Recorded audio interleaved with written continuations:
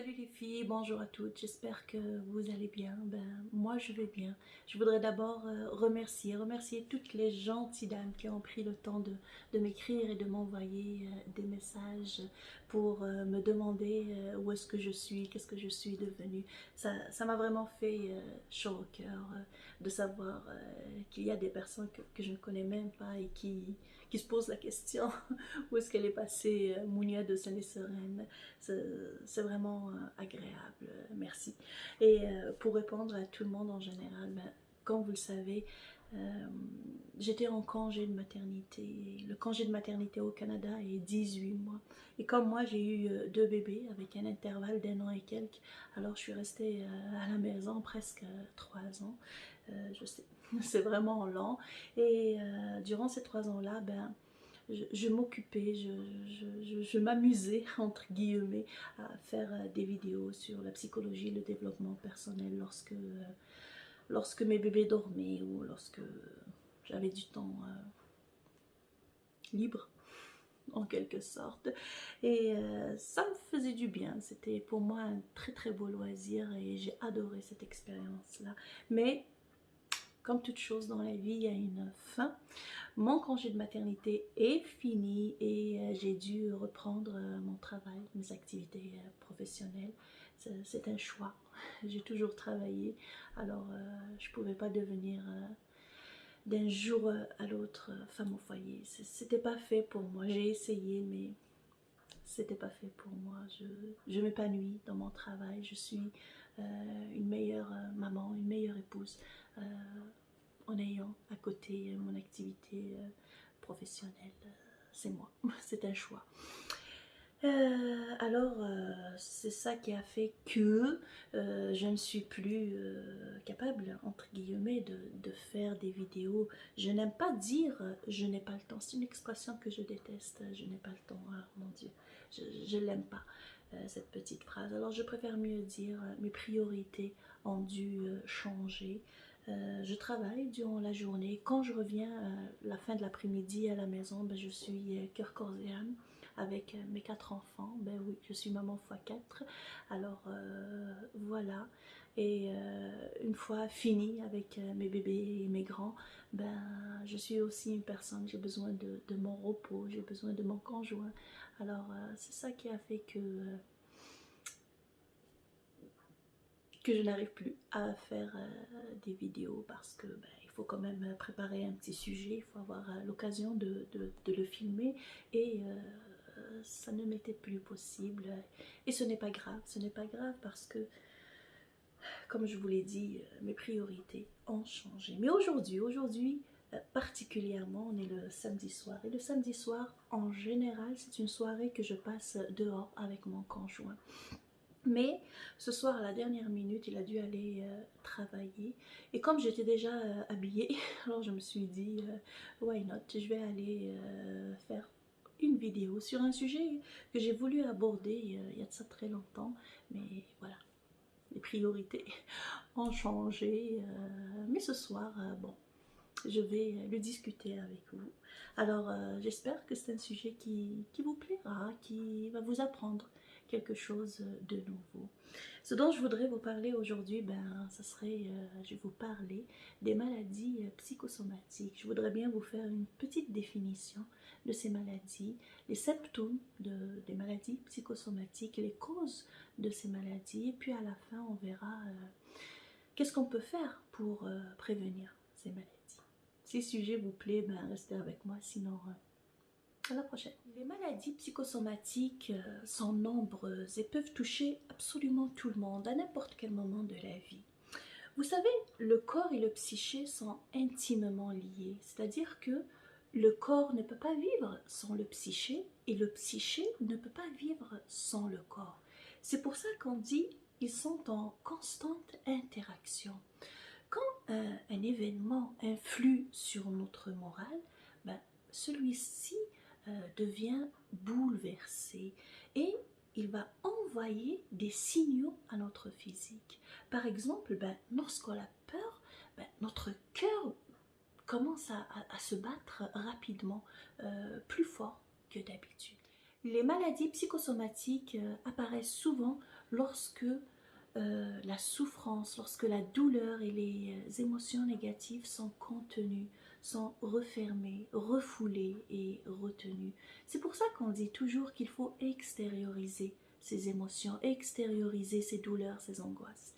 Bien sûr, pas à n'importe qui. Les maladies psychosomatiques s'expriment par des symptômes très variables dans leur fréquence, dans leur intensité, mais aussi dans leur localisation.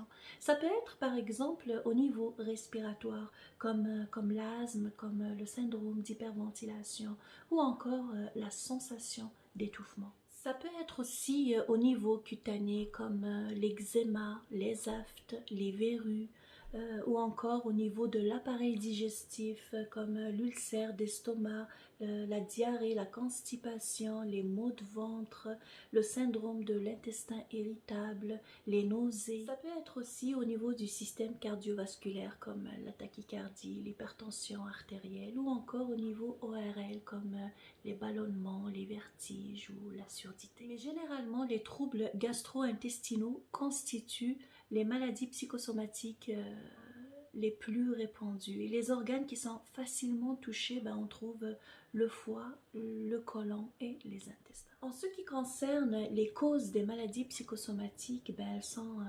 essentiellement émotionnelles. Mais je peux vous dire que le stress et l'anxiété sont les deux facteurs psychiques qui déclenchent ou qui favorisent le plus ces maladies.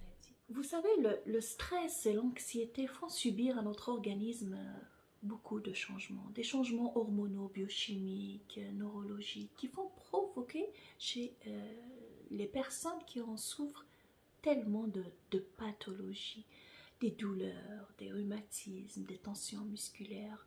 C'est pour ça que je dis que le stress et l'angoisse restent vraiment la première cause des maladies psychosomatiques.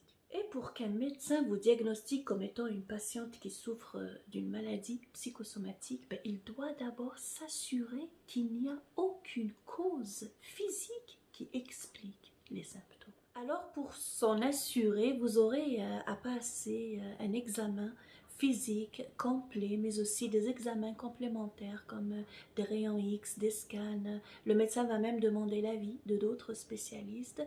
Et si tous les résultats sont plus ou moins bon que le médecin a éliminé toutes les causes dites purement somatiques, alors le diagnostic que la personne est atteinte d'une maladie psychosomatique peut être posé et là une prise en charge psychologique mais aussi physique est proposée selon les symptômes et selon la personne. Pour les prises en charge, ça peut être une psychothérapie auprès d'un psychologue ou d'un psychiatre qui va permettre d'accéder au psyché et de soulager les symptômes.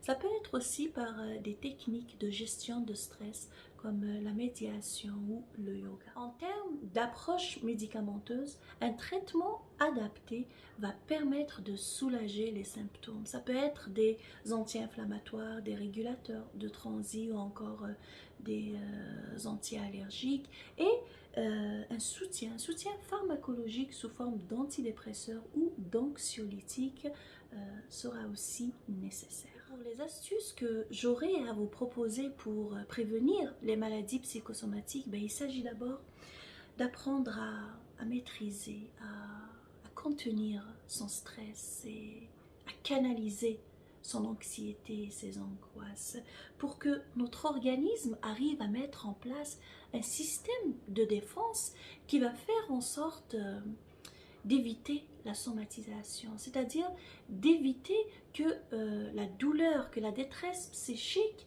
ne se traduise par des manifestations physiques sous forme de symptômes ou de maladies. Et aussi la pratique d'une activité physique est évidemment le conseil ultime pour lutter contre toutes les affections et atténuer le stress.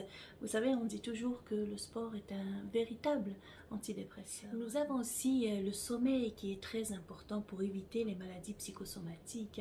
Il y a le sommeil profond au début de la nuit qui lui va nous permettre de nous soulager de la fatigue physique. Il y a aussi le sommeil paradoxal qui lui va permettre à l'inconscient d'organiser et d'équilibrer toutes les émotions qu'on a pu ressentir durant la journée.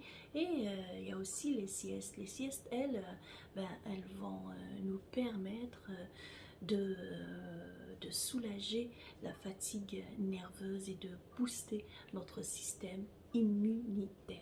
On conseille aussi d'avoir un bon équilibre alimentaire, de faire des exercices de relaxation, d'avoir une activité en dehors de son travail et de prendre soin de soi d'une façon générale.